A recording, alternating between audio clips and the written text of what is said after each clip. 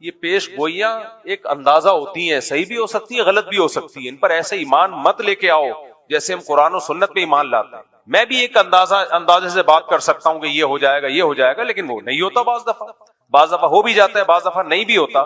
تو بعض باتیں ڈاکٹر اسرار نے کی تھی وہ نہیں ہوئی پوری، وہ انہوں نے کی تھی لیکن نہیں ہوئی پوری، بعض کی ہیں جو ہو گئی پوری۔ تو انسان کو انسان رہنے دو، اس کو پیغمبر بنا کے بزرگ، ایسا بزرگ بنا کے کہ وہ پیش گوئیاں کر رہے ہوتی چلی آ رہی ہیں، یہ مت کرو یہ کام۔ لوگ کہتے ہیں وہ تو حدیثوں سے پیش گوئیاں کر رہے ہیں، حدیث سے پیش گوئی ممکن ہی نہیں ہے، کیونکہ حدیثوں میں کسی چیز کا ٹائم مینشن نہیں کیا گیا ہے۔ یہ میں اپنی طرف سے نہیں کہہ رہا، یہ پہلے لکھ چکے ہیں علماء اور محدثین، چونکہ تاریخ میں دیکھا ہے علماء محدثین نے کہ حدیثوں سے لوگ تانے بانے ملا کے ایک پریڈکشن کرتے ہیں، ایک پیش گوئی کرتے ہیں، اور پھر اس کے حساب سے ماحول بنانا شروع کر دیتے ہیں، حالانکہ حدیث میں اس کا وہ ٹائم مینشن نہیں ہوتا۔ اور پھر یا تو اس کے نام پہ کوئی فساد پھیلا دیتے ہیں، یا پھر سادہ لوگ جب دیکھتے ہیں کہ یہ ہونے والا تھا لیکن ہوا نہیں تو ان کا حدیثوں سے ایمان اڑ جاتا ہے۔ تو اس لیے یہ جو بھی اس طرح کے اسکالرز گزرے ہیں، یہ ہیں اسکالرز ہی، ان کی بات کو پتھر پہ لکیر سمجھ لینا۔ اس کی مثال ایسے جیسے ڈاکٹر اسرار نے پیش گوئی کی تھی کہ گریٹسٹ اسرائیل بنے گا، جو پورا مکہ مدینہ اور یہ سب چیزیں، یہ سب اسرائیل میں داخل ہو جائیں گے۔ ان کی نیت پہ ہمیں کوئی شبہ نہیں ہے، انہوں نے اچھی نیت سے ہی کہا، لیکن یہ بات غلط ہے۔ اگر آپ نے مان لیا نا کہ گریٹسٹ اسرائیل بنے گا تو یہ امید کی بات ہے یا مایوسی کی بات ہے؟ مایوسی۔ اس کا مطلب پھر وہ چھوڑ دیں، جو وہاں مزاحمت کر رہے ہیں وہ چھوڑ دیں مزاحمت، جب بنے گا تو کیا ضرورت ہے کرنے کی۔ پھر تو ڈاکٹر اسرار صاحب کی نیت اپنی جگہ، لیکن انشاءاللہ نہیں بنے گا، کسی کا باپ بھی نہیں بننے دے گا ان کو۔ یہ سٹائل ہونا چاہیے۔ کیسے بنے گا بھائی؟ آپ کے مکان پہ کسی نے دھمکی دی کہ میں قبضہ کروں گا، تو پہلا ریپلائی آپ کا کیا ہوگا؟ تیرے باپ میں دم میں تو کر کے دکھا۔ لڑنا تو بعد میں ہے، جا کے کیس ویس تو بعد میں نمٹیں گے بیٹھ کے۔ اور اگر وہ کہے کہ حدیث میں آتا ہے کہ میں قبضہ کروں گا، اس کا مطلب اس نے تو آپ کے ہاتھ پاؤں کاٹ دیے۔ تو کتنا ہی نیک اسکالر ہو، اچھا ہو، غلطی ہر انسان سے ہو سکتی ہے۔ میرا مقصد ان کی ذات کو ہدف بنانا نہیں ہے، میرا مقصد صرف اور صرف یہ بتانا ہے کہ حدیثوں میں کسی چیز کو مینشن نہیں کیا گیا ٹائم کو۔ اس لیے علماء پہلے یہ سب حدیثوں کو ایکسپلین کر چکے ہیں کہ حدیثوں میں دو طرح کی حدیثیں ملتی ہیں ہمیں۔ ایک تو وہ حدیثیں یہ کرو یہ مت کرو، جن میں آرڈر ہے کہ یہ کرنا ہے اور یہ نہیں کرنا، ان حدیثوں کو ہم نے فالو کرنا ہے۔ دوسری وہ حدیثیں جن کا تعلق ہے پیش گوئیوں سے، وہ نبی صلی اللہ علیہ وسلم کی نبوت کی دلیل ہے کہ آپ نے بتایا ایسا ہوگا لیکن ٹائم نہیں بتایا، تو بس اتنا ایمان رکھنا پڑے گا کہ ہوگا، کب ہوگا یہ نہیں بتایا، لہذا ان حدیثوں کا عمل سے تعلق نہیں ہے کہ ان کو سامنے رکھ کر ہم پلاننگ کرنا شروع کر دیں۔ نا نا نا نا نا نا، یہ غلطی نہیں کرنا۔ پلاننگ ان حدیثوں کو سامنے رکھ کے نہیں کی جائے گی، پلاننگ گراؤنڈ ریئلٹی کو سامنے رکھ کے کی جائے گی۔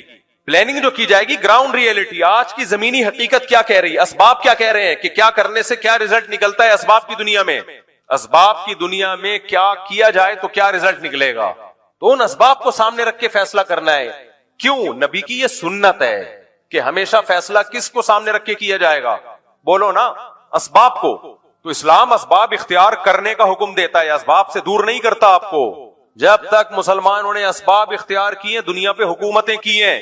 سلطان محمد فاتح نے ترکی میں، استنبول میں، قسطنطینیہ میں جو قلعہ فتح کرنا تھا، اس کے لیے وہ اپنی صف میں بزرگوں کو بھی لے کر گیا جو دعائیں مانگیں گے، لیکن اس کے لیے بزرگوں کو تو لایا ہے دعائیں مانگنے کے لیے، لیکن اس نے پہلے اپنے انجینئرز کو کہا کہ اتنی بڑی توپ بناؤ جو اس سے پہلے دنیا میں کسی کے پاس اتنی بڑی توپ نہ ہو، جس کو لوگ کے بولے یہ توپ ہے۔ کہتے ہیں نا کیا توپ چیز ہے، کیونکہ اتنی چوڑی دیوار ہے قسطنطینیہ کے قلعے کی کہ اس دیوار کو چھوٹی موٹی توپوں سے توڑنا ممکن نہیں ہے۔ وہ کہہ سکتا تھا ہمارے پاس اتنے بڑے بزرگ ہیں، نیک لوگ ہیں، اتنا بڑا لشکر ہے، اور نبی نے خوشخبری بھی دی قسطنطینیہ فتح ہوگا۔ آپ نے فرمایا سب سے بہترین لشکر وہ ہوگا جو قسطنطینیہ فتح کرے گا، یہ تو بتا دیا آپ نے، لیکن کیا مطلب بس ہم چلے ہیں فتح کرنے؟ کیوں نبی نے کہا ہوگا فتح؟ بھائی نبی نے ڈیٹ نہیں بتائی ہے کہ محمد فاتح کے ہاتھ پہ ہوگا یا اس سے پہلے کسی کے ہاتھ پہ ہوگا، اس کے ہاتھ پہ ہوگا جو اسباب اختیار کرے گا۔ 700 سال کے بعد جا کے یہ پیش گوئی پوری ہوئی ہے نبی کی۔ 700 سال پہلے بھی حملے ہوئے ناکام، کیوں؟ دشمن زیادہ طاقتور تھا۔ اور جو اٹیک کرنے والے وہ دشمن کے مقابلے میں کمزور، حالانکہ نیک تھے، صحابہ، تابعین، تبع تابعین، انہوں بھی حملے کیے ہیں. حضرت ابو ایوب انصاری کی قبر ہے وہاں قسطنطینیہ میں دیکھ کے آیا ہوں. لیکن کیا بھائی، دنیا دار الاسباب ہے. صحابہ نے کوششیں کی اپنے لحاظ سے، جو وسائل اختیار کر سکتے تھے کیے، نہیں ہوا فتح. سلطان محمد فاتح نے کہا کیوں نہیں ہو رہا، اس قلعے کی ایسی کی، اتنی چوڑی دیواریں ہیں نا اس قلعے کی، اس دیوار کی جو استنبول کے گرد انہوں نے کھینچی تھی رومیوں نے، یا تو یہ عیسائیوں نے تھی یا عیسائیوں سے پہلے حکومت تھی فارس کی، ایرانیوں کی، جو مجوسی تھے، آگ پرست تھے. اب اس میں دونوں قول ملتے ہیں ہمیں، مجھے پوری تحقیق نہیں ہے کہ یا تو یہ مجوسیوں نے بنائی تھی پہلے آگ پرست. دو ہی بڑی سپر پاور گزری ہے نا بھائی، ایک ایرانیوں کی گزری ہے اور ایک مسیحی. اس سے پہلے تو یہودیوں کی تھی. دیکھو پہلے یہودیوں نے دنیا میں حکومت کی ہے، سلیمان اور داؤد علیہ السلام کے دور میں. ہر جگہ کس کی تہذیب نظر آتی تھی؟ یہودیوں کی. سلیمان علیہ السلام کا نا پورا حدود سے آ کے خبریں دی ہیں، ملکہ سبا ہے، وہ ملکہ سبا کو بھی فتح کر لیا اور وہ پھیلتے چلے گئے. تو جو سپر طاقت تھی دنیا میں، جو سلطنت قائم تھی، وہ کس کی تھی؟ یہودیوں کی. اس سے پہلے کی تاریخ میں نہیں جا رہا، اس سے پہلے بھی بہت لوگوں نے دنیا میں حکومتیں کی ہیں، تو ماضی قریب کی بات میں کر رہا ہوں. اس کے بعد اللہ نے کس کے ہاتھ میں روحانی خلافت دی ہے؟ مسیحیوں کے ہاتھ میں. حضرت عیسیٰ پر ایمان لانے والے یہ پھیلتے چلے گئے، جنگوں کے ذریعے بھی، دعوت اور تبلیغ کے ذریعے بھی. کچھ علاقوں کو تو عیسائیوں نے تلوار کے زور سے فتح کیا، کچھ ایسے تھے جو خود بخود پوری اسٹیٹس مسیحی مذہب میں داخل ہو گئی کیونکہ اس میں اٹریکشن تھی. لیکن یہ جو مجوسیوں کی حکومت تھی، آگ کی پوجا کرنے والے ایران کی طرف تھے، یہ ان کی اپنی ایک الگ ریاست تھی، بہت بڑی اسٹیٹ تھی ان لوگوں کی بھی.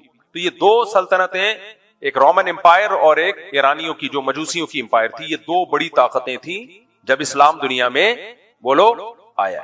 تو عیسائیوں کی لڑائی زیادہ تر انہی سے ہو رہی تھی، یا تو یہودیوں سے ہوتی تھی یا ان سے ہوتی تھی مجوسیوں سے. تو یہ جو استنبول ہے ترکی، یہ تھا پہلے مجوسیوں کے قبضے میں، آگ پرستش، آگ کی جو پوچھا مشرک لوگ کے. اب یا تو یہ دیوار انہوں نے بنائی تھی جس پر مسیحیوں نے اسی طرح سے حملہ کیا، بہت مشکل سے اس پہ قبضہ کیا، یا یہ کہ یہ بنائی کس نے تھی؟ مسیحیوں نے بنائی تھی. یہ دیکھنا پڑے گا کتابوں میں، اس وقت میرے ذہن میں نہیں ہے. لیکن بہرحال مسلمانوں کے لیے اس کو فتح کرنا آسان کام نہیں تھا، اور نبی نے خوشخبری بھی سنا دی تھی، نعما جیش یغزو القسطنطینیہ او کما قال صلی اللہ علیہ وسلم، کیا ہی بہترین لشکر ہے جو قسطنطینیہ کو فتح کرے گا، اور کیا ہی بہترین ہے وہ شخص جو، وہ امیر جو اس کو فتح کرے گا. 700 سال کوششیں ہوئی ہیں اس کو فتح کرنے کی، نہیں ہو پا رہا تھا. کیوں؟ اس لیول کے اسباب نہیں تھے جو انہوں نے اپنے ڈیفنس کے لیے رکھے ہوئے تھے. حالانکہ اٹیک کرنے والے، حملہ کرنے والے میرے اور آپ جیسے نہیں تھے، بڑے اللہ والے، بڑے نیک لوگ تھے، بڑے بزرگ لوگ تھے وہ. لیکن نہیں بھائی، دنیا دار الاسباب ہے. انہوں نے ڈیفنس کا سسٹم اتنا مضبوط کیا ہوا تھا، جس کی دیواریں اتنی چوڑی کہ اس پہ گدا گاڑیاں چل سکیں، بیل گاڑیاں چل سکیں، اتنی چوڑی دیواریں. ان دیواروں پہ آپ اس زمانے کے گولے مارو گے تو کیا ہوا، ایسا لگتا تھا جیسے کسی نے خارش کی ہے، کھجایا ہے تھوڑا سا دیوار کو. اس کو کیسے فتح کریں؟ پھر دو سمندروں کے بیچ میں ایک نہر ہے جو یورپ کے ترکی کو اور ایشیا کے ترکی کو الگ کرتا ہے. اس سمندر کو بھی کراس کرنا تھا، وہ بھی ممکن نہیں تھا، اور اس سمندر تک کشتیاں پہنچانا ممکن نہیں تھا، اس پانی تک کشتیاں پہنچانا ممکن نہیں تھا. کشتیاں سمندر کے راستے سے لے کر آئیں تو دشمن کا قبضہ تھا اس پہ، اور کشتیوں کو بائی روڈ لے جانا، اتنی بڑی تعداد میں سمندری جہاز جیسی کشتیوں کو بائی روڈ لے جانا ممکن نہیں تھا. سلطان محمد فاتح نے دو خاندانی کام کیے. بولا سب سے پہلے تو ایک اتنی بڑی توپ بناؤ کہ جس کو لوگ کہیں یہ کیا ہے، کیا توپ بنائی ہے، کیا توپ بنائی. یہ اسباب اختیار کیے اس نے. اور دوسرا، کھوپڑی استعمال کرو. جب تک ہم وہ جو دو سمندروں کو ملانے والی پٹی ہے پانی کی، اس میں کشتیاں نہیں اتاریں گے، اور اتارے بھی چپکے سے، دشمن کو پتا نہ چلے، تو اس وقت تک ہمارے لیے اس کو فتح کرنا ممکن نہیں. مشورہ ہوا کہ ایک ہی آپشن ہے ہمارے پاس. توپیں تو بنانا کوئی مشکل نہیں ہے، انجینئرز نے بنا لی بڑی بڑی توپیں، آج بھی رکھی ہوئی ہیں ترکی کے میوزیم میں آپ جائیں. تو سب سے بڑا مسئلہ یہ ہے کہ خشکی کو پار کر کے پانی میں کشتیاں کیسے اتاری جائیں جہاں مجاہدین کو بٹھا کے شہر کے اندر بھیجا جائے تاکہ وہ پیچھے سے بھی اٹیک کریں. دو بڑے چیلنج تھے، نمبر 1 کشتیاں وہاں تک پہنچانا، نمبر 2 چپکے سے پہنچانا، کیونکہ دشمن دیکھ لے گا، وہ مارے گا. میں اور آپ ہوتے ہم کہتے لا الہ الا انت سبحانک انی کنت من الظالمین، 10 لاکھ دفعہ اس کا ورد ہوگا. آؤ بیٹھو سارے، یا اللہ فتح کرا دے، یا اللہ ہم تیرے गुनाहगार बंदे हैं और अभी तक गुनाहगार ही हैं क्योंकि असबाब इख्तियार कर नहीं रहे। फिर हम जाते हैं, शुभ सरकार भी हमारे पास होता, हम कहते हैं उधर मुंह करके जितनी तेरे पास फूके आज सारी निकाल दे यार। गवर्नमेंट से कहते फूक के स्पेशल सिलेंडर लेकर आओ, शुभ सरकार के लगा दो ताकि हवा अंदर जाए और सरकार के जमाने मुबारक से बाहर निकलती रहे हवा। वजीफे का खुदा न खास्ता मैं मजाक नहीं उड़ा रहा। ला इलाहा इल्ला अंता सुब्हानका इन्नी कुन्तु मिनज़ ज़ालिमीन, ये बहुत कारामत दुआ है। इस दुआ की बरकत से यूनुस अलैहिस्सलाम मछली के पेट से निकले हैं। मुसीबतों में ये दुआएं मांगनी चाहिए, ये वजीफा पढ़ सकते हैं, पढ़ना चाहिए, लेकिन पहले काम तो पूरा करो भाई। पैनाडोल रखी हुई है, बुखार में यूं यूं झूम रहा है, अबे ये 2 गोली खाते हुए तुझे तकलीफ हो रही है, मौत आ रही है, खा ले, फिर फातिहा पढ़ के फूंक भी लगा देना। वो खा नहीं रही है और सारा जोर किस पे है? फूकों पे है। अल्लाह हमें हिदायत दे। वक्त बहुत ज्यादा हो गया है तो मेरे टॉपिक को मैं ठीक छोड़ देता हूं। कोई बात नहीं, आपने कौन सा एम इस्लामियात की तैयारी करनी है तो अगले हफ्ते से फिर जहां से छोड़ा इंशाअल्लाह वहां से शुरू करने की कोशिश करेंगे। अल्लाह समझने की, अमल की तौफीक अता फरमाए। भाई पहले तो मैं आज जो बयान में मैंने टॉपिक लेके चला था उसमें एक अहम हिस्सा रह गया सुल्तान मोहम्मद फातेह का, वो स्पीड के साथ मैं कंप्लीट कर दूं, फिर दोबारा अगले जुम्मे में इसी टॉपिक को लेके कोशिश करूंगा आगे चले हम। क्योंकि लोग जुम्मे का बयान सुन रहे होते हैं ना, जब कहते हैं यार ये क्या बिल्कुल एक अधूरा छोड़ दिया, तो मैं इस पे बयान कर रहा था ना कि असबाब भी जरूरी है। तो सुल्तान मोहम्मद फातेह ने दुनिया की सबसे बड़ी तोप बनाई और दूसरा काम क्या किया कि उसको पता था कि जब तक इस पानी के अंदर किश्तियां उतार के शहर के अंदर लोग दाखिल नहीं होंगे और किले की पिछली साइड से हमला नहीं करेंगे, ये फतह होने का नहीं है, नामुमकिन है इस दीवार को क्रॉस करना। तो मशवरा हुआ, मशवरे में क्या तय किया, मैं ये बता रहा था, ऐसा नहीं है कि वजीफे ही पढ़ना शुरू कर दिया उन्होंने बैठ के, बस ये करो वो, भाई असबाब इख्तियार किए। तो उनके पास एक ही तरीका आया कि भाई किश्तियों को खुश्की पे चलाना पड़ेगा और चलाने का तरीका ये है कि चर्बी को पिघला के खुश्की पे डालना पड़ेगा, जो पहाड़ पत्थर है उन पे डालना पड़ेगा।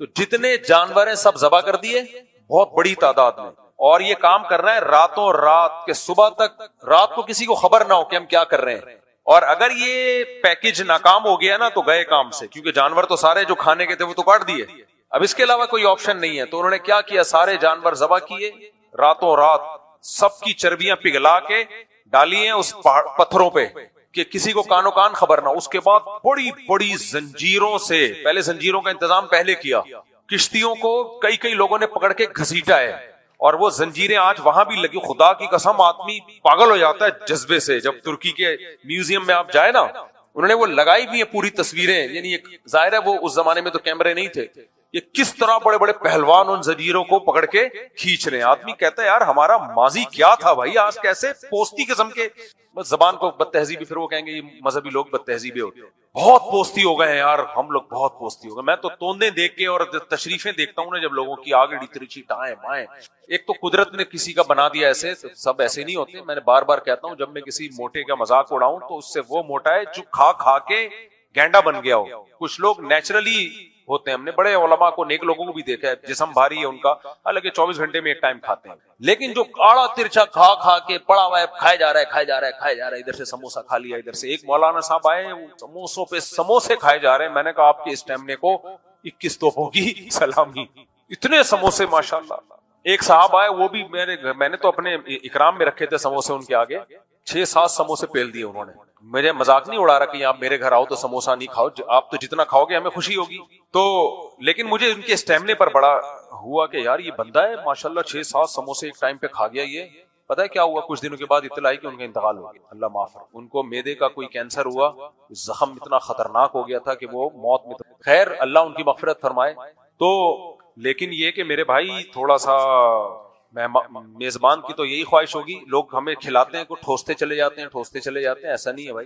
तो मैं जब हम वहां तुर्की के म्यूजियम में गए ना, जब उन्होंने ये मंजर देखा, उन्होंने पूरा एक उसकी फिल्म बनाई हुई है कि कैसे लड़ाई हुई थी, वो बिल्कुल ओरिजिनल के करीब जो भी किताबों में लिखा है, तो आदमी का बेहोश होने लगता है वो। यार अब क्या हमारे आबाओ अजदाद क्या थे भाई, क्या थे वो लोग, कैसी उन्होंने जंगें लड़ी हैं, कैसी लड़ाइयां लड़ा, और हम देखो मुंह के फायर देखो हमारे, इनकलाब लाएंगे, निजाम तब्दील करेंगे, कोई पैकेज नहीं है निजाम की तब्दीली का, मगर करेंगे, बातें करेंगे, हम तब्दील नहीं करेंगे हम कुछ। तो उन्होंने वो जंजीरें दिखाई हैं, और वो जो किस तरह बड़े बड़े पहलवान 10-10 लोग पकड़ के एक एक लांच को घसीट रहे हैं, कानो कान दुश्मन को खबर ना हो, कितनी मेहनत की है यार।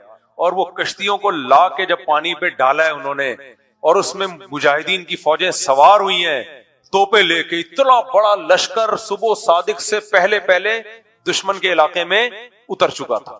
پوری فوج اتر چکی تھی, ان کو خبر ہی نہیں, وہ حیران تھے. انگریزوں نے یہ واقعہ بیان کیا ہے, آپ انگریزوں کی تاریخ پڑھیں, مسلمانوں میں تو ہے ہی, گوروں نے بھی کہا ہے کہ دنیا میں ایسا ہم نے جنگ میں عجیب واقعہ کبھی سنا نہیں ہے ہم نے, کہ اتنا عجیب و غریب کام کیا ہو, کسی فورس نے یہ ٹیکنیک استعمال کی ہو.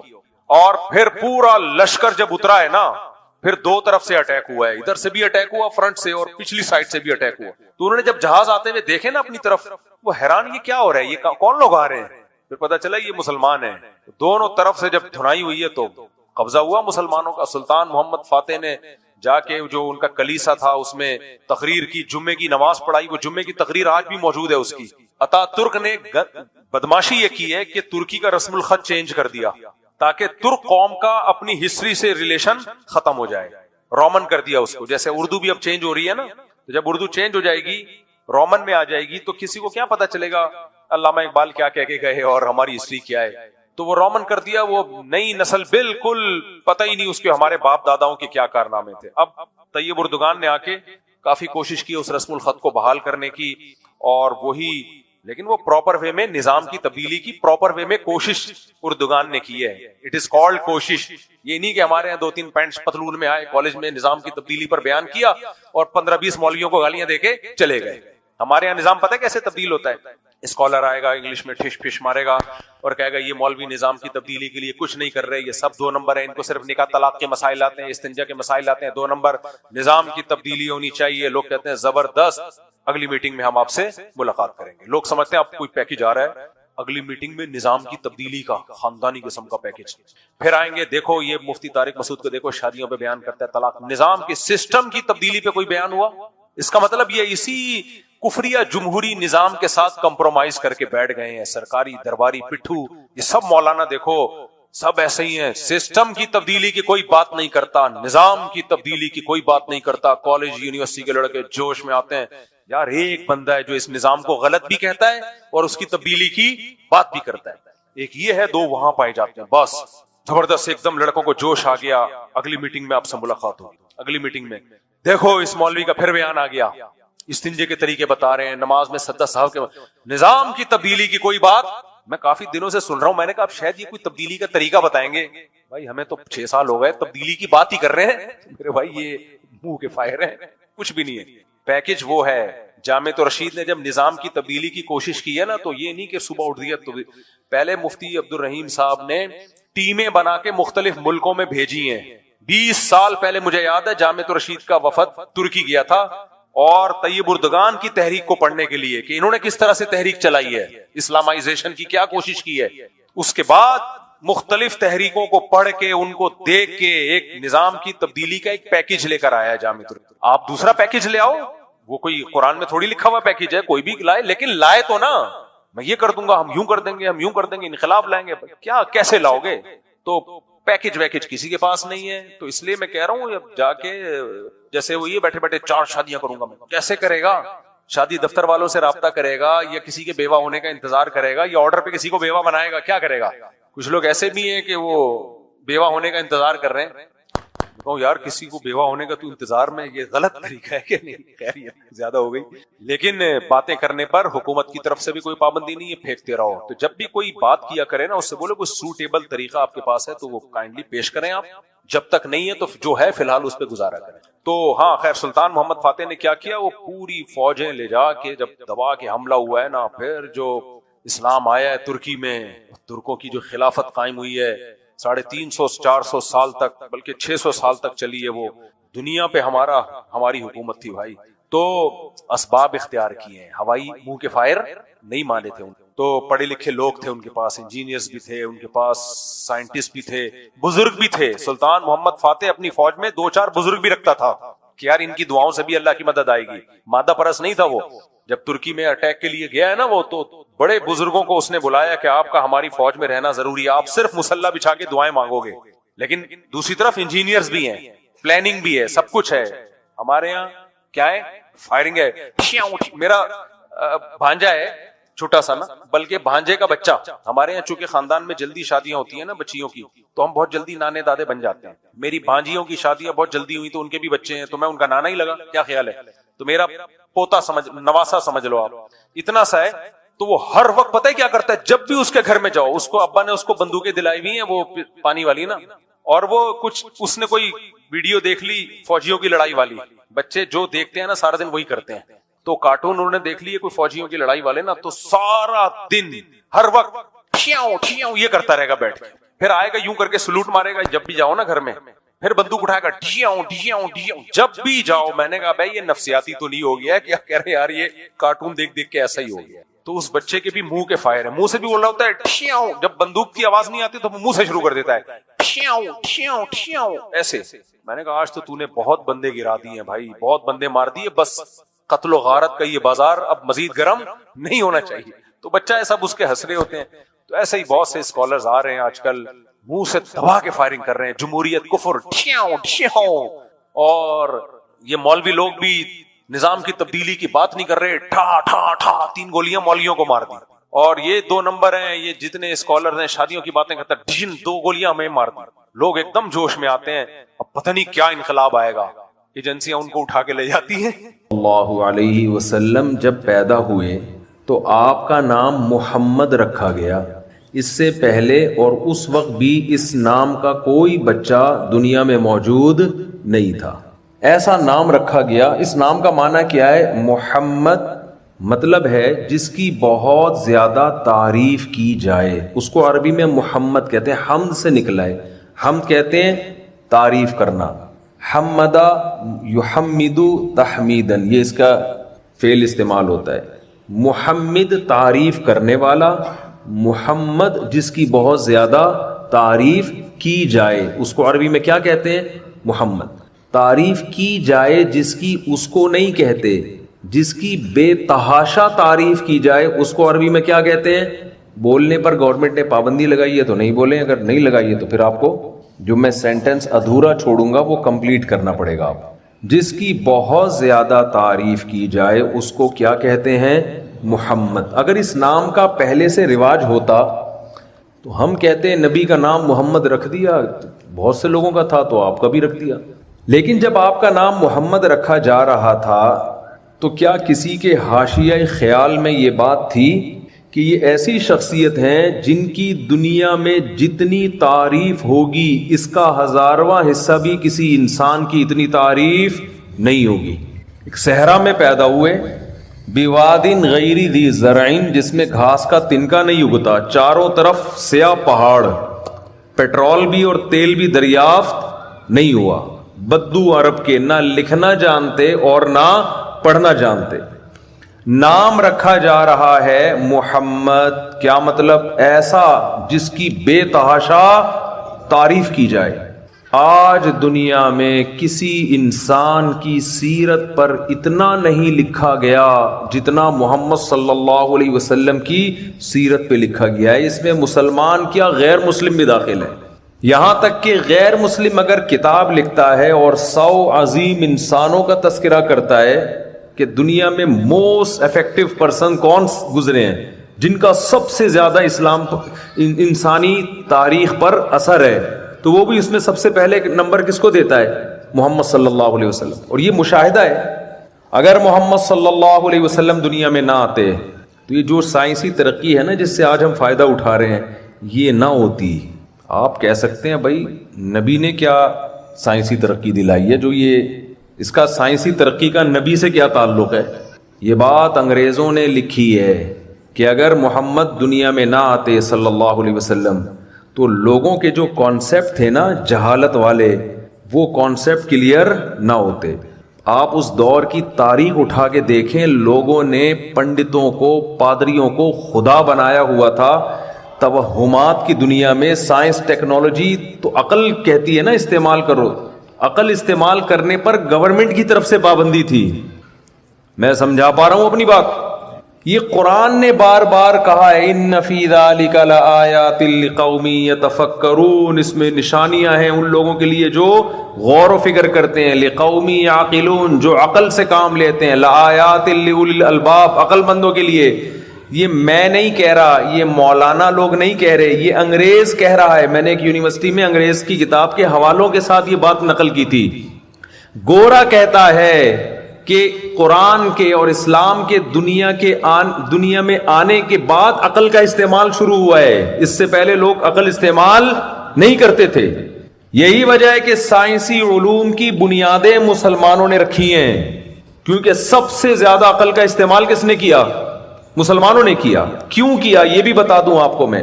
پہلے تو میں یہ عرض کروں, گوروں نے, انگریزوں نے یہ بات لکھی ہے کہ اگر مسلمان سائنسدان نہ ہوتے تو آج ہم سائنسی عروج کی جس انتہا کو پہنچے ہوئے ہیں یہاں پر ہم نہ ہوتے. 500 سال کم سے کم ہمیں لگتے یہاں پہنچنے کے لیے.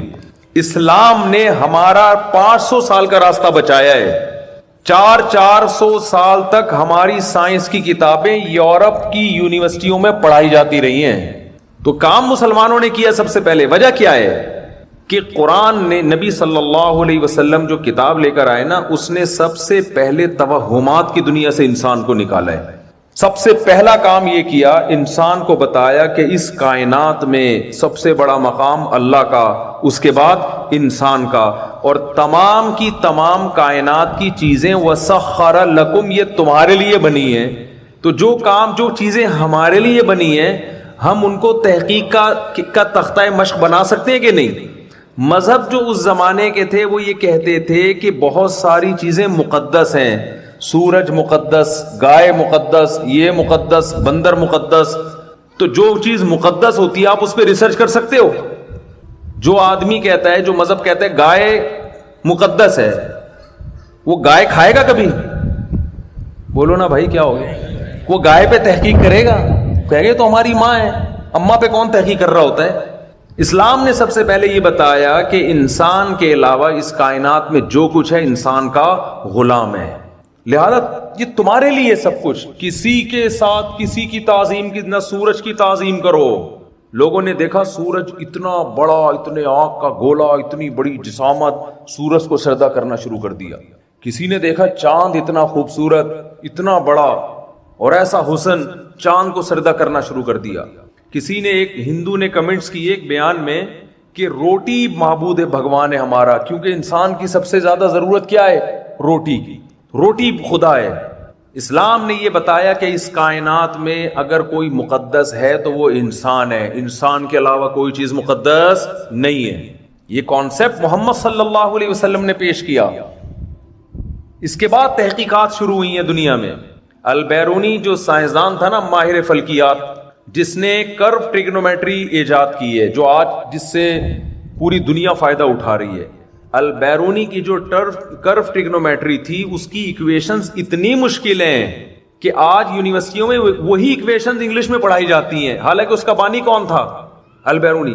ان ایکویشنز کا مطلب معلوم نہیں ہے کسی کو, طوطے کی طرح رٹی جاتی ہیں وہ ایکویشنز, لیکن پوری دنیا میں ہوائی جہاز جو سفر کر رہے ہیں اسی البیرونی کے علم کی بیس پہ کر رہے ہیں. پوری دنیا میں مسلمان اس وقت جاتے تھے, کہاں کہاں گئے ہیں, اندلس گئے ہیں, مصر گئے ہیں, انٹارکٹیکا تک پہنچے ہیں. لیکن 1200-1300 سال پہلے جو مسلمانوں نے مسجدیں بنائی ہیں ان کے رخ آج بھی قبلے کی طرف ہیں. 1300 سال پہلے مسلمان کو کیسے پتا تھا کہ ساؤتھ افریقہ کے جنگل میں میں مسجد بنا رہا ہوں اور قبلہ اس طرف ہے؟ یہ ٹریگنومیٹری کے علم سے. 12 سال البیرونی اپنے مکان کی چھت پہ ستاروں کو دیکھتا رہا تھا خوردبین کے ذریعے. بہت سارے ہمارے علوم تھے جن سے گوروں نے فائدہ اٹھایا, اور جب اٹھایا تو ہماری کتابوں کو ایسا مارکیٹ سے شارٹ کیا ہے. وہ اقبال نے کہا نا کہ کتابیں اپنے آبا کی جو جا کے دیکھی یورپ میں, وہ کچھ پورا شعر مجھے یاد نہیں آ رہا, کہ دل ہوتا ہے سپارہ, دل 30 ٹکڑے ہو جاتا ہے وہاں جا کے, کہ ہمارے علوم تھے. تو محمد صلی اللہ علیہ وسلم کا یہ احسان تھا, آپ صلی اللہ علیہ وسلم کا یہ احسان. تو میں یہ عرض کر رہا تھا کہ دنیا میں سب سے, یہ جو گورے نے کتاب لکھی نا کہ محمد سب سے زیادہ, سب سے پہلے, وجہ اس کی, انہوں نے کہا آپ کا اس دنیا انسانیت پر سب سے بڑا احسان ہے. آپ اگر دنیا میں نہ آتے, لوگ نہانا نہیں سیکھتے. یہ اسلام نے سکھایا ہے گوروں کو نہانا. گورے, کوئی پڑھا لکھا گورا ہونا, صرف گورا ہونا کافی نہیں ہے. لوگ گورے کو گورا دیکھ کے کہتے ہیں یار زبردست. ایک صاحب مجھے کہنے لگے آپ گوروں کی اتنی برائی بیان کرتے ہیں, اس میں خوبیاں بھی تو ہیں. میں نے کہا بہت بڑی خوبی ہے کہ وہ گورا ہے, ہم ویسے گورے نہیں ہیں, ساری برائیاں تھوڑی ہیں. گوروں میں جو ہسٹری جاننے والے ہیں وہ بتاتے ہیں کہ ہمیں نہانا مسلمانوں نے سکھایا ہے. سلے ہوئے لباس پہننا ہم نے کس سے سیکھا ہے؟ آپ ان کی ذرا پرانی تاریخ تو اٹھا کے دیکھو، 200-250 سال پہلے. میں ایک دفعہ تحقیق کر رہا تھا، ایک عرب عالم کی کتاب میرے سامنے آئی، اس نے اس زمانے کے برطانیہ کے جو شاہی خاندان کے شادی کارڈ تھے وہ دکھائے اس نے کتاب میں نا، اس کے ترجمہ عربی میں نقل کیا. برٹش 200-250 سال پرانا، 150 سال یا 200 سال. اس میں شادی کارڈ میں کیا لکھا ہوا ہے؟ لائر فیملی کے لوگ شادی میں آ رہے ہیں، ان کو لکھا ہوا ہے کہ براہ مہربانی جب آپ کھانا کھائیں تو دسترخوان سے ناک صاف نہ کریں. یہ ان کی تہذیب تھی. یہ تو بعد میں انقلاب آیا ان میں کہ یار ہم کیا کر رہے ہیں، اتنے بھی انسان کو میلا نہیں ہونا چاہیے. اس نے لکھا ہے دسترخوان، یہ شاہی خاندان کے شادی کارڈ کی بات بتا رہا ہوں. اور جب خلافت عثمانی، ارطغرل ڈرامہ تو دیکھا ہوگا آپ لوگوں نے، خلیفہ کے پاس یورپ سے کوئی بادشاہ یا شہزادہ آتا تھا یا ملکہ آتی تھی مسلمانوں کی ملکہ سے ملنے کے لیے، اس کو پہلے غسل کروایا جاتا تھا. اس کی بدبو ہماری ملکہ برداشت نہیں کر سکتی تھی، اتنے میلے ہوتے تھے یہ لوگ. آپ حیران ہو رہے ہیں، آپ سمجھ رہے ہیں میں ٹی وی میں آ رہا ہوں. یہ انہی کی ہسٹری ہے. مسلمانوں کے خلیفہ عثمان ہوتا نا ترک میں، جو مسلمانوں کی خلافت تھی، بہت بڑے کئی ممالک تھے اس میں. اس وقت یہ بدماشیاں نہیں تھی دنیا کی کہ فلسطین بھی ہڑپ کر لو اور یہ بھی، وہ بوسنیا بھی ہمارا تھا. کسی کی مجال نہیں تھی کوئی آنکھوں میں آنکھیں ڈال کے بات کر سکے. سلطان محمد فاتح نے جو ترکی فتح کیا تھا، امریکہ سے جہاز تھوڑی لیے تھے اس نے. ترکی میں استنبول میں 1000 سال عیسائیوں کی حکومت رہی ہے، 1000 سال. اور ایسی مضبوط، میں ترکی جا کے میں نے ویڈیو بنائی ہے اس کی، اتنی چوڑی دیوار کے کسی کے باپ میں بھی دم نہیں ہے کہ اس کو کراس کر سکے. وہ 1000 سال خلافت چلی. اور محمد صلی اللہ علیہ وسلم مدینہ میں پیش گوئی کر رہے ہیں. خوشخبری ہے ان لوگوں کے لیے، نعم الجیش یغزو القسطنطینیہ، سب سے بہترین لشکر وہ ہے جو قسطنطینیہ فتح کرے گا. کیا ویژن نبی صلی اللہ علیہ وسلم کا. نہ لکھنا جانتے نہ پڑھنا جانتے، تھوڑے سے لوگ ایمان لے کر آئے ہیں، مگر استنبول کی خوشخبریاں سنا رہے ہیں کہ سب سے بہترین کمانڈر میری امت میں وہ ہوگا جو استنبول فتح کرے گا.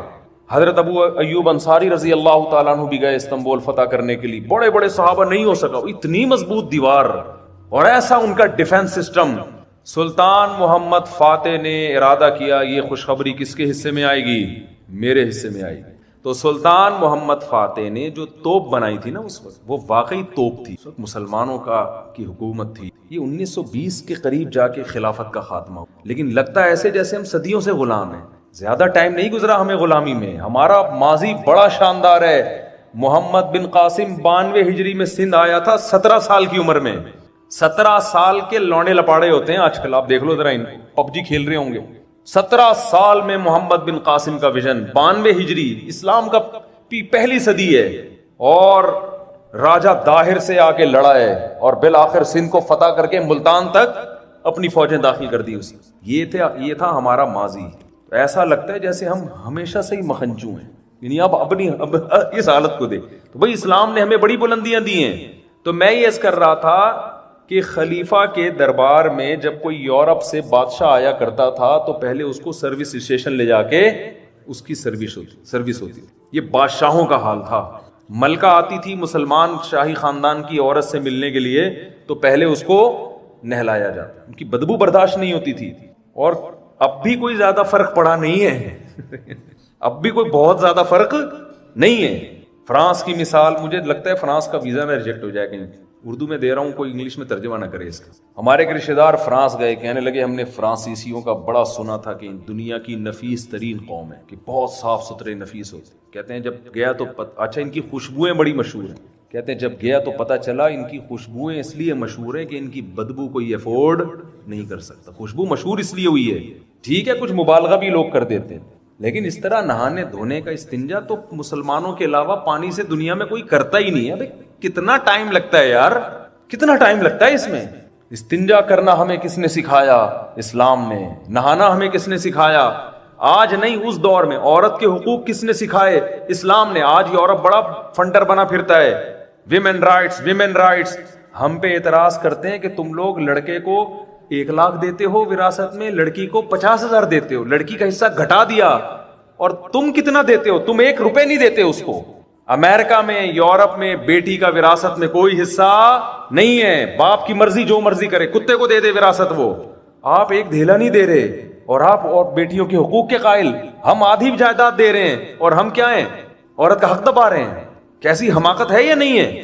اسلام نے اس وقت بیٹی کو وراثت میں حصہ دیا جب بیٹیوں کو نفرت سے لوگ زندہ دفن کیا کرتے تھے. اور کمال کی بات یہ ہے کہ بیٹی کو دیا آدھا, لیکن وہ آدھا اس کا بچا لیا. بیٹے کو دیا دگنا, خرچ پورا کرا دیا اس سے. دیا پھر بھی بیٹی کو زیادہ ہے. مثال کے طور پر آپ مر گئے, اللہ نہ کرے, آپ کا ایک بیٹا اور ایک بیٹی ہے. آپ نے مثال کے طور پر 3 کروڑ روپے چھوڑے ہیں وراثت. اچھی چیز چھوڑے نا آدمی, میں 3 لاکھ کی مثال دے رہا تھا, لیکن جب چھوڑ ہی رہے ہیں صحیح طرح سے چھوڑیں. آپ کیا خیال ہے؟ جیسے زرداری صاحب تقریر کر رہے تھے کچھ دن پہلے, فیس بک پہ میمز آئی ہوئی تھی, وہ کہہ رہے تھے جب کوئی غریب بھوکا مرتا ہے مجھے بہت تکلیف ہوتی ہے. پیچھے دکھایا بندر بھی ہنس رہے ہیں. بندر ہم نے کہا یار جب چھوڑو تو پھر تمیز سے چھوڑو. واقعی زبردست بات کی. کتنا اچھا لگا زرداری کے منہ سے یہ جملہ کہ غریب کے مجھے دیکھ کے بہت تکلیف ہوتی. تو اب نمونے ہیں یا نہیں ہیں؟ تو خیر آپ کا انتقال ہو گیا, 2 کروڑ ملے آپ کے بیٹے کو, 1 کروڑ ملا آپ کی بیٹی کو. اب بیٹی پر کوئی مالی ذمہ داری اسلام نے نہیں ڈالی. اس کی شادی پہ خرچہ اس کا شوہر کرے گا. مہر کون دے گا؟ اس کا شوہر دے گا. اور ولیمہ بارات اسلام میں نہیں ہے, یہ تو ہندوؤں سے آئی ہے ہمارے یہاں. ولیمے کا کھانا کون کرے گا؟ شوہر. اس کے ساری زندگی کا نان نفقہ کون؟ شوہر. اس کے بچوں کا خرچہ کس کے ذمے؟ شوہر کے ذمے. اس کے وہ 1 کروڑ بچ گئے کہ نہیں بچ گئے؟ اور اس کا بھائی جس کو 2 کروڑ ملے تھے, جب یہ شادی کر کے بیوی لے کر آئے گا تو یہ 2 کروڑ میں اس نے شادی بھی کرنی ہے, مہر بھی دینا ہے, ولیمہ بھی کرنا ہے, گھر کا راشن نان نفقہ بھی ڈالنا ہے, فرنیچر جہیز اسلام میں ہے نہیں, فرنیچر بھی ڈالنا ہے, پھر اس کے بچوں کو بھی پالنا اور اس کو بھی پالنا. تو بتاؤ یہ تو 2 کروڑ اس کے گئے, وہ کہتے ہیں نا وہ ختم. تو آپ کو نا مغربی دنیا میں نعرے بڑے خوشنما نظر آئیں گے. نعرہ لگانے پر گورنمنٹ کی طرف سے کوئی پابندی نہیں ہے, بول لو کچھ بھی بول لو. پریکٹیکلی جو کر کے دکھایا ہے وہ اسلام نے کیا ہے. یہ قانون انہوں نے بتایا جو نہ لکھنا جانتے اور نہ پڑھنا جانتے ہیں. میں عرض کر رہا تھا, جلدی سے بات کو سمیٹ کے ختم کروں. محمد نام رکھا گیا, حالانکہ آپ علم کسی کو بھی نہیں تھا کہ دنیا میں سب سے زیادہ تعریف کس کی جائے گی؟ آپ صلی اللہ علیہ وسلم کی. تو بتاؤ بالکل صحیح نام رکھا گیا کہ نہیں رکھا گیا؟ یہ اس کی طرف یہ اشارہ ہے کہ یہ نام انسانوں کا رکھا ہوا نہیں, یہ الہام ہوا ہے کس کی طرف سے؟ اللہ کی طرف سے. بالکل یہی بات قرآن کے ساتھ ہوئی. قرآن مجید کی سورہ مزمل ابتدائی سورت ہے, جب قرآن کو کوئی بھی نہیں جانتا تھا دنیا. چند گنے چنے افراد تھے نبی تہجد میں قرآن پڑھتے, اور وہ گنے چنے افراد آپ کے پیچھے قرآن سنتے. سورہ مزمل 2 یا 3 نمبر پہ نازل ہوئی. ابھی پورا قرآن پورا کیا 99.9% قرآن نازل نہیں ہوا تھا, اور اس کا نام اللہ نے رکھ دیا وَرَتِّلِ الْقُرْآنَ تَرْتِيلًا. اے نبی آپ قرآن پڑھیں آرام آرام سے, تجوید کے ساتھ. تو اللہ نے خود بتا دیا کہ موسیٰ پر جو کتاب نازل ہوئی اس کا نام میں نے تورات رکھا, عیسیٰ علیہ السلام پر جو نازل ہوئی اس کا نام میں نے انجیل رکھا, اور آپ پر جو کتاب ابھی نازل ہوئی نہیں ہے, ہونا شروع ہوئی ہے, اس کا پہلے سے نام کیا ہے؟ القرآن. کیا مطلب قرآن کا؟ یہ قراءت سے نکلا ہے. قراءت کہتے ہیں پڑھنے کو, قاری کسے کہتے ہیں؟ پڑھانے والا. اقرا پڑھو. تو قرآن کا مطلب یہ مبالغے کا صیغہ ہے, وہ کتاب جو بے تحاشا پڑھی جائے. نبی کا نام رکھا جا رہا ہے, بچے کا جو بیٹا پیدا ہوا ہے اس کا نام رکھا جا رہا ہے, وہ جس کی بے تحاشا تعریف کی جائے. کتاب نازل ہو رہی ہے, اس کا نام رکھا جا رہا ہے وہ کتاب جو بے تحاشا پڑھی جائے. کسی کو کیا پتا تھا کہ 4 آدمی سن رہے ہیں, 1 پڑھ رہے ہیں, وہ بھی چھپ چھپ کے کوئی دیکھ نہ لے. نام رکھا جا رہا ہے, ایسی پڑھی جائے گی کہ اس سے زیادہ دنیا میں کوئی کتاب نہیں پڑھی جائے گی. یہ اس کی علامت ہے. اس کا نام انسانوں کی سلیکشن نہیں ہے, اس خدا نے یہ نام سلیکٹ کیا ہے جس کو پتا تھا کہ دنیا میں کوئی کتاب اس کا 1000ویں حصے کا بھی مقابلہ نہیں کر سکتی. ایسا نام رکھا اللہ نے اس کا. کتنی پڑھی جا رہی ہے بھائی, کتنی پڑھی جا رہی ہے. دنیا میں قرآن سے زیادہ کوئی کتاب پڑھی نہیں جاتی. دنیا میں کوئی کتاب ایسی نہیں ہے جسے بغیر وضو ہاتھ لگایا جاتا ہو اور اس کو ہاتھ لگانے کو حرام سمجھا جاتا ہو. قرآن کے علاوہ آج 1 ارب مسلمان بغیر وضو قرآن مجید کو ہاتھ نہیں لگاتے. دنیا میں کوئی ایسی کتاب نہیں ہے جسے بغیر سمجھے اتنا پڑھا گیا ہو جتنا بغیر سمجھے قرآن کو پڑھا گیا. کبھی کوئی کتاب دیکھی اس کو انگلش آتی نہیں اور انگلش پڑھ رہا ہو بیٹھ کے؟ وہ لوگ کہیں گے بھائی تجھے مطلب پتا ہے, وہ کہیں گے نہیں پتا, تو کہیں گے بیوقوف کیوں پڑھ رہا ہے. لیکن دنیا میں کروڑوں مسلمان ایسے ہیں جن کو عربی نہیں آتی, قرآن کا مطلب سمجھ میں نہیں آتا, لیکن وہ بڑے اہتمام سے الحمد سے لے کے والناس تک قرآن پڑھتے ہیں. یہ پروٹوکول قرآن کے علاوہ کسی اور کتاب کو حاصل نہیں ہوا ہے. اور دنیا میں کوئی کتاب ایسی نہیں ہے جس کو سمجھ کے اتنا پڑھا گیا ہو جتنا قرآن کو پڑھا گیا, بغیر سمجھے بھی اور سمجھ کے بھی. کوئی کتاب ایسی ہے جس کے درس قرآن, جس کے درس کے اتنے لیکچر ہوتے ہو جتنے قرآن کے ہوتے ہیں, پوری دنیا میں کہیں بھی نہیں. دنیا میں کوئی کتاب ایسی نہیں ہے جس کی حفاظت کے لیے لوگوں نے اتنی گردنیں کٹوائی ہوں جتنی قرآن کے لیے. دنیا میں کوئی کتاب ایسی نہیں ہے جسے لوگ ہاتھ باندھ کے گھنٹوں گھنٹوں بغیر سمجھے سنتے ہوں اور کھڑے ہو کے سنتے ہوں, جیسے تراویح میں سنتے ہیں لوگ. کوئی ہے کوئی شاعر اپنا کلام سنا رہا ہو اور کہے کھڑے ہو کے ہاتھ باندھ کے, آپ کہیں گے بھائی بیٹھ کے اتنا مشکل ہو رہا ہے سننا ہے, بھائی بیٹھ کے اتنا مشکل ہو رہا ہے, کھڑے ہو کے کون سنے گا. بڑے دلچسپ کلام بھی, گانا کوئی سریلا لگاؤ نا, اس کو بھی لوگ کھڑے ہو کے نہیں سنتے, لیٹے لیٹے سن رہے ہوتے ہیں. ابے ہوگا بہت اچھا, اتنا پروٹوکول نہیں دو کہ کھڑے ہو کے سنو. یہ واحد کتاب ہے ہاتھ باندھ کے گھنٹوں گھنٹوں کھڑے ہو کر لوگ سنتے ہیں. جن کو سمجھ میں نہیں آ رہا وہ بھی سنتے ہیں, جن کو سمجھ میں آ رہا ہے وہ تو اور بھی زیادہ سنتے ہیں. آپ حرم میں جائیں, لاکھوں لوگ تراویح سن رہے ہیں ایک ٹائم پہ, لاکھوں لوگ کھڑے ہوئے. اتنا بڑا اجتماع دنیا میں کسی تقریب کا ہوتا ہے. بڑے سے بڑا میوزیکل پروگرام ہو جائے نا جس میں بہت انٹرٹینمنٹ کا سامان ہو, بڑا شراب کباب بے حیائی, وہ بھی اتنا بڑا اجتماع نہیں ہوتا جو ایک ایسے کلام کو سننے کے لیے ہو رہا ہے جس میں لوگ 5-6 لاکھ روپے خرچ کر کے جا رہے ہیں اور ہاتھ باندھ کے کھڑے ہو کر اس کلام کو سن رہے ہیں جو ان کی سمجھ میں نہیں آ رہا, لیکن پھر بھی سن رہے ہیں. ایسی عزت بتاؤ دنیا میں کسی کتاب کو ملی ہے؟ تو یہ قرآن کا کمال ہے. اور دنیا میں جتنا قرآن کے آرڈرز کو فالو کیا گیا ہے اتنا کسی کتاب کے آرڈرز کو فالو نہیں کیا گیا. قرآن نے کہا, ایک دفعہ کہا, انما الخمر والمیسر والانصاب والازلام رجس, اے ایمان والو شراب اور جوا ناپاک نجس چھوڑ دو. آج دنیا میں مسلمانوں کی اکثریت شراب نہیں پیتی. امریکہ 100 بار قانون بنا کے اسمبلیوں میں نافذ کر چکا ہے تجربے, شراب اللیگل ہے, پبلک نے عمل نہیں کیا. نہیں ہوتا بھائی, نہیں چھوٹتی ہم سے. قرآن نے ایک دفعہ کہا اور آج مسلمانوں کی اکثریت, دنیا میں سب سے کم شراب کا ریشو مسلمانوں میں ہے, سب سے کم. اور غیر مسلموں میں, ہر قوم میں شراب کا ریشو, پینے والوں کا ریشو نہ پینے والوں سے زیادہ ہے. واحد قوم ہے مسلمان جن میں نہ پینے والوں کا ریشو پینے والوں سے صرف زیادہ نہیں بہت زیادہ ہے. تو یہ کس نے آرڈر دیا تھا؟ ایک دفعہ قرآن نے کہا شراب کیا ہے؟ نجس, چھوڑ دو. کتنا مشکل ہے نشے کی چیز چھوڑنا, دنیا میں اکثر مسلمانوں نے چھوڑ دی. ایسا آرڈر تو کوئی اسمبلی کا بھی, کوئی بڑی سے بڑی سپر طاقتوں کے بھی ایسے آرڈر کو فالو نہیں کیا جاتا. لوگ بغاوت پہ آ جاتے ہیں, لوگ نہیں مانتے لا کو. یورپ تجربے کر چکا ہے شراب کو انلیگل کا, نہیں ہوتا بھائی, لوگ نہیں مانتے. خود جو اسمبلی میں قانون بناتے ہیں وہ پی کے بیٹھے ہوئے ہوتے ہیں, وہ بنا رہے ہوتے ہیں. ان سے نہیں چھوٹتی, دوسرے کہاں سے چھوڑیں گے؟ لہذا انہوں نے کمپرومائز کر لیا. انہوں نے کہا شراب پر ہم پابندی نہیں لگا سکتے, حالانکہ ان کو پتا ہے تمام برائیوں کی جڑ ہے, لیکن انہوں نے کہا اس کو محدود کر دو بھائی. پی کے جہاز نہ چلاؤ, ٹھیک ہے نا, پی کے جہاز نہ اڑاؤ. پی کے آپ نے جہاز اڑایا تو پتہ نہیں جاپان جانا تھا, آپ پہنچ کہاں جاؤ. وہ ایک فائر بریگیڈ کے عملے میں ایک شرابی تھا, آگ بجھانے کے لیے نا وہ گیا اور 20-25 لوگوں کی جان بچا کے نکل آیا اور کہہ رہا ہے مجھے شاباش دو, پی کے بھی میں نے یہ کام کیا ہے. لوگوں نے کہا کمبخت, فائر بریگیڈ کے عملے کو تو اٹھا کے لے آیا باہر, جو آگ بجھانے گئے ہوئے تھے ان ساروں کمبختوں کو کھینچ کے لے آیا. تو یہ ہے شراب, جس کو جو بچانے والے تھے انہی کو اٹھا کے. تو ایک آدمی جو تھا نا وہ شراب پی کے دیر سے گھر آتا تھا, بیوی اس کو پکڑ لیتی تھی کہ کمبخت پھر پی کے آیا. تو ایک دن اس نے کہا کہ یار اب چپکے سے نا دیوار ٹاپ کے آؤ تاکہ بیگم کو پتہ نہ چلے. اپنے کمرے میں چلے جانا.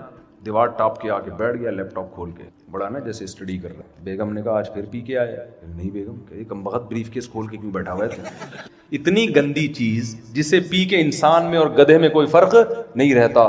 دنیا کی مہذب قومیں پیتی ہیں. وہ شراب جو فلموں میں نظر آتی ہے وہ اور ہوتی ہے, جو حقیقت میں نظر آتی ہے وہ اور ہوتی ہے. آپ نے فلموں میں شراب دیکھی ہوگی, اس میں شرابی ہیرو بڑا اچھا لگتا ہے, ایسے بال بکھرے ہوئے اور یوں باتیں کر رہا ہوگا. سچی مچی کا شرابی دیکھ لو نا, آپ بولو گے تجھ میں اور گدھے میں کوئی فرق نہیں ہے, دفعہ ہو یہاں سے. سمجھتے ہو؟ تو ہمیں شراب سے کس نے بچایا؟ قرآن نے. اسمبلیاں، قانون، حکومتیں نہیں بچا سکی ہمیں. اسلام قرآن نے کہا وَلَا تَقْرَبُوا الزِّنَا، زنا کے قریب مت جاؤ. دنیا میں سب سے کم زنا کا ریشو کس قوم میں ہے؟ مسلمانوں میں. اور غیر مسلموں کا خاندانی نظام کی ایسی کی تیسی ہو گئی. آپ کیا سمجھتے ہیں انہوں نے اپنے فیملی سسٹم کو بچانے کی کوشش نہیں کی ہوگی؟ بہت کوشش کی ہے کہ جو ابا ماضی میں ہوا کرتے تھے بچوں کے، اب بھی وہ ابا ہی ہوا کریں. لیکن اب وہ معاشرہ فادر لیس ہو. اماں ہوتی ہیں، ابا کا مارکیٹ میں پتہ نہیں ہوتا. لوگوں سے پوچھتے ہیں آپ کے ہاں ابا ہوتے ہیں؟ کہ ہم لوگ کیا تو ابھی تک چل رہے ہیں، ابا سسٹم چل رہا ہے ہمارے. دوسرے سے پوچھ کر ہم لوگ کیا نہیں، یہ سیٹ اپ ہمارے ہاں نہیں ہے. یہ نظام آ گیا ہے. انہوں نے بڑی کوشش کی فیملی سسٹم کو بچانے کی. کیسے کوشش کی؟ انہوں نے کہا یار طلاقیں بڑھ رہی ہیں، طلاق پہ پابندی لگاؤ، آدھی جائیداد بیوی کو دو. گورے نے حل تلاش کر لیا، یار اس عورت سے جان چھڑانی ہے کمبخت سے، تو ریٹرن میں نہ دو، ویسے چھوڑ دو اس کو. اب میاں بیوی اگر ویسے ہی ایک دوسرے کو چھوڑ دیں یا شوہر چھوڑ دے بیوی کو حق نہ دے تو پولیس تھوڑی دونوں کو ملائے گی. کہے گا میں ریٹرن میں نہیں دے رہا. وہ دوسری عورتوں کے ساتھ جا کے منہ مارنے لگا. اسلام نے کتنا آسان بنا دیا طلاق کو. زبان سے 3 دفعہ نکالا حرام ہو جائے گی، بہت آسان. لیکن طلاق کا ریشو پھر بھی سب سے کم. کیوں؟ اللہ نے بتایا میں ہوں اوپر. دنیا قانون سازی کر کے گھروں کو نہیں بسا سکتی. گھر بسانے والا کون ہے؟ اللہ. اگر اللہ کا خوف نہ ہو تو میرے بھائی امریکہ، پاکستان، جاپان کا قانون آپ کے گھروں کو جوڑ نہیں سکتا. قرآن جوڑ سکتا ہے. قرآن نے، اسلام نے ڈیورس کو اتنا آسان بنا دیا. لوگ ایک دن ایک صاحب مجھے کہنے لگے یار تمہارے مسلمانوں میں 3 دفعہ لفظ نکلے اور ختم بالکل ہمیشہ کے لیے، یہ تو ظلم نہیں ہے، یہ تو بہت آسان ہے. میں نے کہا اتنا آسان ہے پھر بھی طلاق کا ریشو ہمارے ہاں سب سے کم، اور تمہارے ہاں اتنا مشکل ہے. عدالت میں جانا پڑتا ہے، کورٹ میں سماعت ہوتی ہے، کئی مہینے لگتے ہیں، پھر ڈیورس پیپر بنتے ہیں، پھر آدھی جائیدادیں دینی پڑتی ہے. پھر بھی ہر ایک خاندان بھی کمبخت ایسا نہیں ہے جو فیملی کامیاب ہوتی ہو. اور جو کامیاب ہو بھی رہے ہیں وہ بھی بس ایسے کہ وہ کوئی کسی کو چھیڑتا ہی نہیں ہے. پشتو میں کہتا ہے نا اخپل طریقے سے ہر آدمی زندگی گزار رہا ہے. بیوی اپنے کپ چائے خود بنا کے پی رہی ہے، میاں اپنی چائے خود بنا کے پی رہا ہے. تو جب دونوں کا آپس میں کوئی ریلیشن ہی نہیں ہے، صرف ڈاکومنٹ کی حد تک ہے، تو طلاق کے تکلف کی ضرورت کیا ہے؟ خلے آپ لوگ کی سمجھ میں بات آ نہیں رہی ہے میں کیا کہہ رہا ہوں. تو پھر طلاق کے تکلف کی ضرورت کیا ہے؟ پھر بھی ہو رہی ہے. کمال کی بات تو یہ ہے ہمارے یہاں تو ایک حقوق کی فہرست اسلام نے لگا دی. شادی ہو گئی ہے، عورت پابند ہے، باؤنڈ ہے، شوہر کی مرضی کے بغیر گھر سے باہر نہیں جا سکتی. مرد باؤنڈ ہے، آمدن لا کے کس کے قدموں میں ڈالے گا؟ بیوی کو کھلائے گا. اتنی پابندیاں، حقوق ادا کرنا اتنی ٹینشن والا کام، پھر بھی علیحدگی کا ریشو کم ہے. اور اب اگر علیحدگی کا ریشو بڑھ بھی رہا ہے تو ہماری وجہ سے نہیں، ان کی وجہ سے. وہاں سے یہ کلچر آ رہا ہے طلاق کا، وہ خراب کر رہے ہیں دنیا کو. لوگ کتنا بیویوں سے بیزار ہوتے ہیں بیچارے. میں تو کتنے لطیفے سناتا رہتا ہوں، پھر بھی چھوڑتے. وہ ہے نا ایک آدمی کی بیوی بیمار ہو گئی اسپتال میں، ڈاکٹر نے کہا کہ 2 گھنٹے کی مہمان. اس نے کہا جہاں ساری زندگی صبر کیا 2 گھنٹے اور صبر کر لیتے. جہاں ساری زندگی صبر کیا ہے 2 گھنٹے اور تو صبر کیا نا ساری زندگی. کیوں؟ خاندان انوالو ہے بھائی. چھوڑنا آسان تھوڑی ہوتا ہے. وہ صرف آپ کی بیوی تھوڑی، آپ کے والد کی بہو بھی ہے، آپ کے بھائیوں کی بھابھی بھی ہے. فیملی ہے نا، خاندان میں آئی ہے. انگریزوں کے یہاں خاندان تو ہے نہیں. ایک آدھ بچہ ہو گیا، رخصتی بھی پتہ نہیں. اب تو ہی اور شی کا فرق ہی ختم ہوتا جا رہا ہے. ہمارے دوست بہت شوق ہو رہا تھا یورپ جانے کا. میں اپنے بچے وہیں ہوں اتنا اچھے ماحول میں. میں نے کہا بھائی مجھے کہتے ہوئے بھی شرم آ رہی ہے، ہومو سیکچولیٹی بڑھ رہی ہے وہاں پہ، میل شادی. ایسا نہ ہو آپ کا بیٹا کہ ابا میں نے وسیم سے شادی کرنی ہے، اس وقت آپ کی کھوپڑی گھومے گی یار یہ ہو کیا رہا ہے. اور میں نے یہ بات بیان میں جس دن کہی، اگلے دن میرے پاس فون آیا ایک صاحب کا، کہہ رہے میں عذاب میں آیا ہوں، میرا بیٹا اللہ معاف فرمائے، بولتے ہوئے ڈر لگتا ہے اللہ کا عذاب نہ آ جائے. کہہ رہے میرا بیٹا لڑکے سے شادی کر رہا ہے، میں کیسے سمجھاؤں اس کو. میں نے کہا اور رہو مزے لو یورپ کے. ٹھیک ہے کچھ فائدے بھی ہیں وہاں پہ، میں اس کا منکر نہیں ہوں. میرے بھائی جو اسلام سکھا کے گیا ہے نا وہ دنیا میں کسی کے پاس نہیں ہے، کہیں بھی نہیں ہے. تو خیر جلدی سے بات کو سمیٹوں. تو جب یہ اس قرآن کو نہ کوئی جانتا تھا نہ کوئی پڑھتا تھا، 2-4 لوگ پڑھتے تھے، 2-4 لوگ سنتے تھے، اور اس کا نام کیا رکھا جا رہا ہے؟ القرآن. دنیا میں سب سے زیادہ پڑھی جانے والی. نبی کا نام رکھا گیا محمد، سب سے زیادہ تعریف. کتاب کا نام رکھا گیا القرآن. حالانکہ نبی نہ لکھنا جانتے نہ پڑھنا جانتے. کتاب ایسی دے کر گئے، دنیا میں سب سے زیادہ پڑھی جا رہی ہے، سب سے زیادہ اس کتاب کو فالو کیا جا رہا ہے. دنیا میں سب سے زیادہ اثرات اس کتاب کے پڑے ہیں. رائٹر نہ لکھنا جانتا ہو، نہ کوئی اسکالر ہو، نہ کسی یونیورسٹی سے فارغ ہو، وہ ایسی کتاب پیش کر سکتا ہے کہ جو دنیا میں اتنا بڑا انقلاب لے آئے؟ یہ اس کی علامت ہے، یہ رائٹر کی کتاب نہیں ہے، یہ محمد صلی اللہ علیہ وسلم کی نہیں ہے، یہ کس کی ہے؟ یہ اس خدا کی نازل کردہ کتاب ہے جس نے محمد صلی اللہ علیہ وسلم کو سلیکٹ کر کے آپ کو علم دیا۔ قرآن کہتا ہے وَلَئِن شِئْنَا لَنَذْهَبَنَّ بِالَّذِي أَوْحَيْنَا إِلَيْكَ، اے نبی جو علوم ہم نے آپ کو دیے آپ امت کو بتا رہے ہیں، اگر ہم چاہیں یہ علوم آپ سے چھین لیں، ثُمَّ لَا تَجِدُ لَكَ بِهِ عَلَيْنَا وَكِيلًا، کوئی کارساز مددگار نہ ہو جو یہ علوم آپ کو لوٹا دے۔ یہ خالصتاً ہمارا احسان ہے کہ ہم نے آپ کو یہ علوم دیے، آپ کو یہ علوم کوئی اور سکھانے والا نہیں، اور عقلاً بھی ممکن ہی نہیں ہے۔ عرب کے ایسے ریگستانوں میں، پہاڑوں میں رہنے والے دنیا کو کیسے اتنی زبردست نظام دے کے جا سکتے تھے بھائی؟ ہر چیز میں اسلام نے رہنمائی کی، پوری فقہ کے قانون کی کتابیں پڑھی ہوئی ہیں، طہارت، وضو سے لے کر غسل کا طریقہ، خرید و فروخت، اسلامک بینکنگ ہے۔ عیسائی بینکنگ کیوں نہیں ہے دنیا میں؟ کبھی سنا ہندو بینکنگ؟ پنڈتوں نے ایک اپنا معیشت کا نظام دیا ہو۔ جہاں دنیا میں کوئی لا آتا ہے فوراً لوگ مفتیوں سے پوچھتے ہیں اسلام کیا کہتا ہے اس بارے میں۔ عدالت خلا کی ڈگری دیتی ہے، لوگ مفتیوں سے پوچھتے ہیں اسلام کیا کہتا ہے، یہ خلا ہوا کہ نہیں ہوا؟ تو ہر چیز میں اسلام نے آرڈر نہیں دیا۔ خلا لوگ عدالت سے لیتے ہیں، مفتیوں سے پوچھتے ہیں یہ ہوا، اسلام کی عدالت نے وراثت کا فیصلہ کر دیا، لوگ مفتیوں سے پوچھتے ہیں شریعت کے مطابق یہ وراثت ہے یا نہیں۔ آپ بزنس کرتے ہیں، دنیا میں کمپنیاں بہت سارے کاروبار کر رہی ہیں، لوگ مفتیوں سے پوچھتے ہیں کہ شریعت کی روشنی میں یہ کاروبار جائز ہے یا نہیں۔ تو اس کا مطلب محمد صلی اللہ علیہ وسلم نے ہر چیز میں متبادل قانون دیا ہے۔ دنیا میں کسی مذہب کے پاس متبادل قانون نہیں ہے۔ ہندوؤں میں پنڈت، روحانی پیشوا تو ہوتے ہیں، موٹیویشنل اسپیکر تو ہوتے ہیں، لیکن وہ آپ کو لا نہیں بتاتے، لا ہے ہی نہیں ان کے پاس، تو بتائیں گے کہاں سے؟ عیسائی پادری دم درود کرے گا، اس کے پاس لا نہیں ہے۔ لا صرف کس کے پاس ہے؟ اسلام کے پاس ہے۔ تو یہ لا قرآن نے بیان کیا، حدیث نے بیان کیا، یہ خود اس لا کے اور اس قرآن کے برحق ہونے کی دلیل ہے۔ اب میں 2 منٹ میں بس بات کو سمیٹ کے ختم کرتا ہوں۔ تو دیکھو اللہ نے قرآن کو بڑی عزت دی، بڑی عزت دی ہے، بہت پڑھا جاتا ہے، بہت سنا جاتا ہے۔ وجہ اس کی کیا ہے؟ اس کے جو مضامین ہیں نا، اس کے جو احکام ہیں، اللہ کی نظر میں ان آرڈرز کی ویلیو سب سے زیادہ۔ وہ احکام کیا ہیں قرآن مجید؟ وہ موٹے موٹے چند احکام میں بیان کرتا ہوں۔ سب سے پہلے قرآن بتاتا ہے کہ تمہیں بنایا کیوں۔ دنیا میں کوئی کتاب ہمیں یہ نہیں بتاتی کہ ہم دنیا میں آئے کیوں ہیں، پیدائش کا مقصد کیا ہے۔ انگریز اپنا ویژن خود بناتا رہتا ہے بیٹھ کے، کسی کوئی ویژن بناتا ہے میں کیٹو کی پہاڑی پہ چڑھوں گا، وہ سردیوں میں بیچارہ وہیں پہ اس کا انا للہ ہو جاتا ہے، ٹھیک ہے نا۔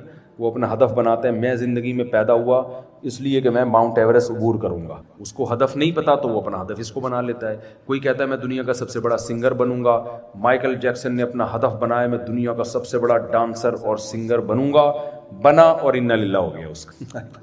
وہ ساری 50 سال جو محنت کی تھی اس نے، اور جب اس کی عروج کا ٹائم تھا، 50 سال میں تو تجربہ ہو جاتا ہے نا، اب آپ اصل اب آپ بنتے اصل، رات کو سوئے ہیں، صبح پولیس بھی نہیں اٹھا سکتی، ایسا سوئے، اب تک سو ہی رہے ہیں مائیکل جیکسن۔ موت سب کچھ کیا کر دیتی ہے؟ ختم۔ یہ اس کی علامت ہے، یہ چیزیں ہدف بنانے کے قابل ہیں نہیں۔ ہدف ایسی چیز کو بنایا جاتا ہے جس کو اچیو کرے، لے اس کو۔ یہ کیا بات ہے جب لیا تو مر گیا، ابھی نہیں بھی مرتا تو تھوڑے دنوں بعد مر جاتا۔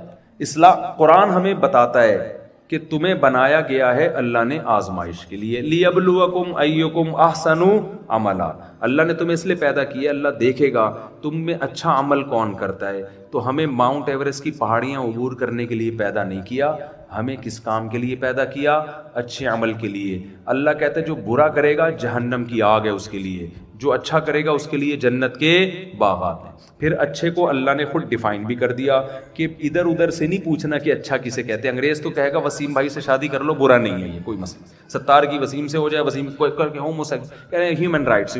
اللہ بتائے گا اچھا کسے کہتے ہیں۔ اللہ نے کہا یہ کرو اور یہ نہ کرو۔ اللہ نے کہا لا تقربوا الزنا، زنا کے قریب مت جاؤ۔ نکاح کی جب بات ہم نے اللہ سے کی، اللہ نے کہا فانکحوا ما طاب لکم من النساء مثنی وثلاث ورباع، 2 2 3 3 4 4 بھی کر سکتے ہو، بشرطے کہ ان کے حقوق ادا کرو۔ تو اللہ کہہ رہے ہیں آپ کے علاقے والے شاید پکڑ کے کوٹ دیں آپ کو، مجھے نہیں پتا، وہ آپ افورڈ کریں، لیکن اللہ میاں نے اجازت دے دی بھائی نکاح میں وسعت ہے، 2 بیویاں رکھو، 1 رکھو، 3 رکھو، 4 رکھو، حقوق اگر سب کے ادا کر رہے ہو تو 4 رکھ لو۔